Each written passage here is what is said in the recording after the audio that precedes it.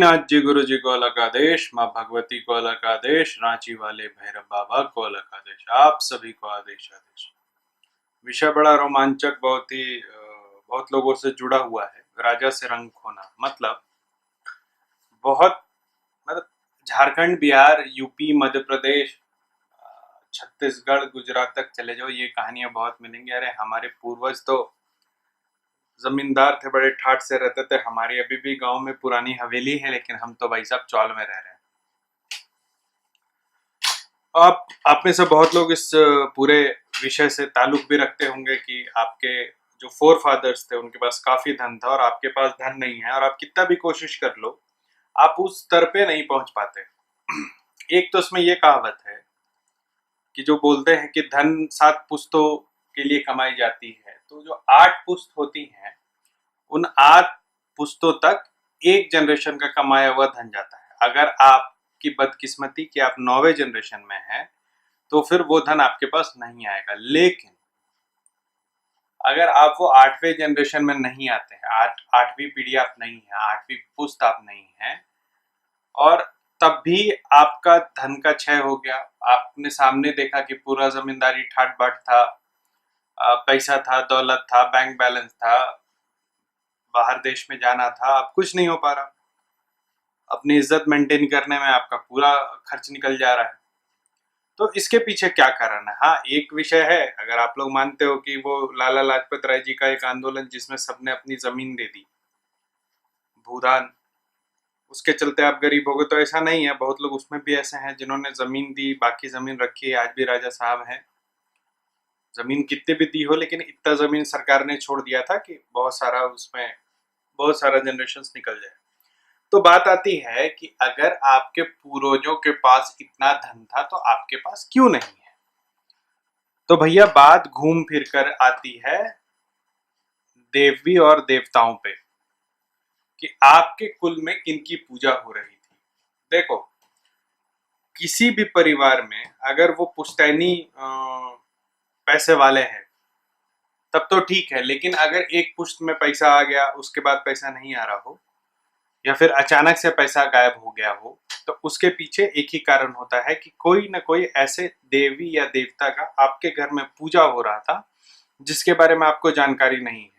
अभी मुझे भी किसी ने यूट्यूब पे ऐसा लिख के मुझे भेजा था कि आप मंत्र दे, तो बहुत लोग आए जिन्होंने मंत्र नहीं दिया और अपने साथ ज्ञान लेकर चले गए। मैं ऐसा नहीं करने वाला, चिंता नहीं करो। लेकिन ऐसा होता था पहले कि पिता अपने बेटे को मंत्र नहीं देता था, सोचता था अंतिम समय में दूंगा, और अंतिम समय तो किसी का लिखा हुआ नहीं है, या फिर किसी पे विश्वास नहीं होता तो शक्तियां जो है वो अपने आने वाले जनरेशन को नहीं देते थे। मैंने ऐसा 2-3 एग्जाम्पल देखा है। एक बहुत ही अच्छा धनाढ्य परिवार था हमारे घर के पास ही में, अच्छे जमींदार थे। तो ऐसा लोग बताते हैं कि उनके घर में छोटे छोटे जीव रहते थे, मतलब छोटे छोटे इंसान रहते थे। छोटे छोटे मतलब कितने छोटे, वो जो धन चोरवा कहते हैं या धनदेवा कहते हैं वो नहीं, वो बिल्कुल ही छोटे क्रिएचर्स थे, मतलब 6 इंच 8 इंच के वेल बिल्ड क्रिएचर थे, मतलब जिसको हिम पुरुष कहते हैं हमारे यहाँ। तो लेकिन वो जब तक था, वो परिवार बहुत धनाढ्य था, वो परिवार का मुखिया मरा, उसने किसी को ज्ञान दिया नहीं, उसके बाद वो परिवार बिल्कुल ही क्षय हो गया, वो बिल्कुल खत्म हो गया फाइनेंशियली वो परिवार। अब जो बचा हुआ है उसी को बेच बेच के खा रहे हैं। एक दूसरा परिवार था, उसमें पता नहीं था कि उसके मुखिया किस चीज की पूजा करते हैं, लेकिन परिवार धनाढ्य था। अब क्या हुआ कि मुखिया का देहांत हुआ, अकस्मात मृत्यु थी, और उसके बाद उसके सुपुत्र पे वो जिम्मेदारी आई, क्योंकि जैसे उसने पगड़ी बांधा उस पर जिम्मेदारी आ गई कि अब वो एंटिटीज को भी देखें। लेकिन एंटिटीज के बारे में जाने तब तो लोग देखें। अभी क्या है कि वो बंदा पागल है, हमेशा इलाज के लिए दौड़ता है, कभी इस तांत्रिक के पास, कभी उस अघोरी के पास। उसे भी पता है कि घर में कुछ है, कुछ बदबूएं आती है, कुछ ये होता है।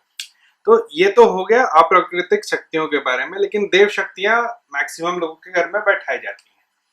और जब देव शक्तियां बैठाई जाती हैं तो देव शक्ति की पूजा की एक विधि होती है। जैसे जब मैं रांची वाले भैरव बाबा की पूजा करता हूँ तो मैंने एक मंदिर बनाया है जो कि सब लोगों का है। वो हर भक्त वहां आएगा अपने तरीके से। सॉरी, मैंने एक बात गलत बोल दिया। रांची वाले भैरव बाबा में मंदिर में मैं जाता हूँ, और उनकी कृपा से जो मंदिर बना है उसमें मैं जाता हूँ, अपने हिसाब से पूजा करता हूँ। मेरे अलावा और भी भक्त जाते हैं जो पूजा करते हैं, और तांत्रिक जाते हैं जो पूजा करते हैं, और अघोरी जाते हैं पूजा करते हैं, पंडित जाते हैं पूजा करते हैं। तो बाबा को हर तरीके से पूजा मिलता रहता है। इसका मतलब ये है कि जब भी अगर मैं नहीं भी रहूंगा तब भी बाबा को पूजा मिलता रहेगा, एक विधान से नहीं। तो उनके 14 विधान है और इतने सारे भक्त हैं कि सब पूजा करते रहेंगे। लेकिन जब किसी ईष्ट को आप अपने घर में स्थापित करते हो तो उनका एक सेट रूल्स होता है। जैसे मैंने अपने पहले वीडियो में आप लोगों को बताया था कि कभी भी माँ भगवती देवी काली की मूर्ति का स्थापना घर में नहीं करना, अगर आपको ऐसा लगता है कि आपका आने वाला जनरेशन उसकी पूजा या सेवा नहीं कर पाएगा, वरना आगे वाले जनरेशन का नाश हो जाएगा।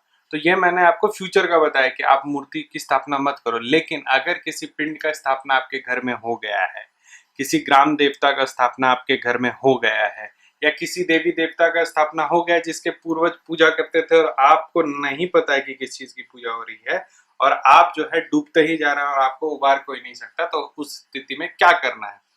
उस स्थिति में आपको चाहे तो एक ढंग के पंडित को पकड़ना है जो टिप टॉप में ना हो लेकिन ज्ञानी हो, या फिर एक औघड़ को पकड़िए, एक तांत्रिक को पकड़िए, उनको अपने घर में ले जाइए, उनसे पता करवाइए कि आपके घर में कौन सी शक्तियां विराज रही हैं।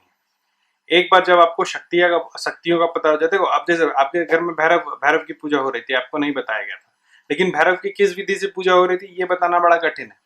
तो आप सबसे पहले जिस भी शक्ति की पूजा हो रही है उसको एक स्थान दो, घर से बाहर एक छोटा सा मंदिर बना दो, वहां उनको स्थापित करो।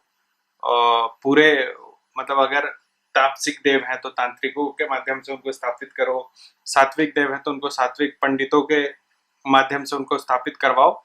और उसके बाद जो भी उनका पूजा होता है उसके लिए पंडित रखना पड़े, और नहीं अगर कोई तांत्रिक है या परलौकिक है तो साल में एक बार उसको बलि देना हो। ठीक है। हाँ, एक बात बहुत इंपॉर्टेंट है, जब आप अपने जगह से अपने ग्राम देवता या कुल देवता या जो भी गृह देवता है उसका स्थान बदलते तो बलि जरूर देना।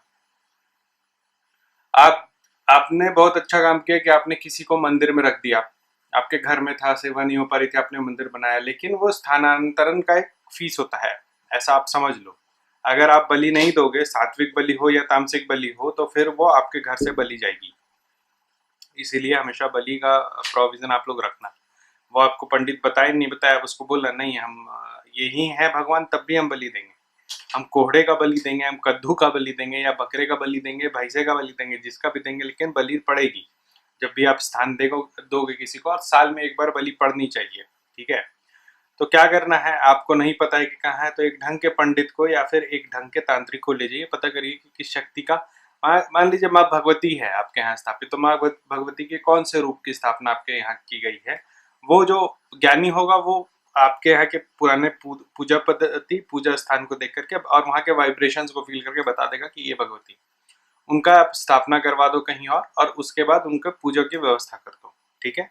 दूसरा, अपने देखो क्या होता है, बहुत बार लोग जब घूमते हैं ना, जो जमींदार घूमते थे तो उनके घर साधु आते थे, तो वो उनको बता देते थे आज से आप नाथ हो गए, तो फिर वो नाथों की पूजा करने लगे, अपनी कुल देवी देवता को भूल गए। तो मैंने एक वीडियो में बताया था कि आपका किस भगवान से जुड़ाव है बचपन से, या फिर मैंने एक दो उपाय आपको बताए थे कि कुल देवी देवता को कैसे जाना जाता है, या फिर आपके पूर्व जन्म के देवी देवता कौन है, तो उनका पता करो आप। ठीक है। उस वीडियो को देखना और उसके बाद उसकी स्थापना फिर अपने घर में कर दो। ठीक। उसकी स्थापना अपने घर में करके अपनी भक्ति से फिर उसकी उसकी पूजा करो आप। ऐसा करने से जो भी आपको धन का नाश हो रहा है या धन का क्षय हो रहा है वो तत्काल रुक जाएगा। ठीक है। जो देवी देवता आपके घर में थे उनको भी पूरा सम्मान के साथ आपने स्थान दिया, आपने बता दिया कि मेरे घर के चार दीवारी में आपकी हे भगवान ऐसी सेवा नहीं हो सकती, इसलिए मैं आपको स्थान दे रहा हूँ और आपका यथासंभव मैं भक्ति करूंगा। और आप जिस भगवान से जुड़ाव महसूस करते हैं या जो आपके कुल के भगवान हैं उनकी स्थापना करके अपने हिसाब से, अपनी भक्ति से, अपनी गुरु दीक्षा के हिसाब से उसकी पूजा करना।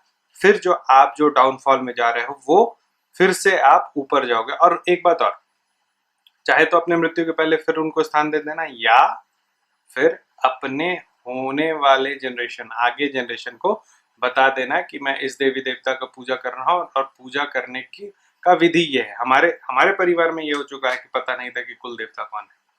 ठीक है। तो आज के लिए इतना ही। ये बहुत महत्वपूर्ण जानकारी है बहुत लोगों के लिए, क्योंकि ऐसा होता है कि हमारा जो आपकी हवेली है वो खंडर हो गई और आप खंडर को प्लास्टर नहीं करवा रहे हो, तो ये करोगे तो खंडर प्लास्टर हो जाएगी। आज के लिए इतना ही। अगर मुझसे बात करना है तो call me for app download करके रुद्रनाथ सर्च करिएगा और मुझसे बात कीजिएगा। अपॉइंटमेंट का लिंक मेरे वेबसाइट पे दिया हुआ है www.aghortantrahealth.xyz, और या फिर आप मुझे व्हाट्सएप पे भी बात कर सकते हैं। व्हाट्सएप पे अपॉइंटमेंट लेना पड़ेगा, ऐसे बात ना करें। आज के लिए इतना ही। आप सभी पे माँ भगवती कृपा बरसाए नवरात्र में। आदेश आदेश अलग आदेश।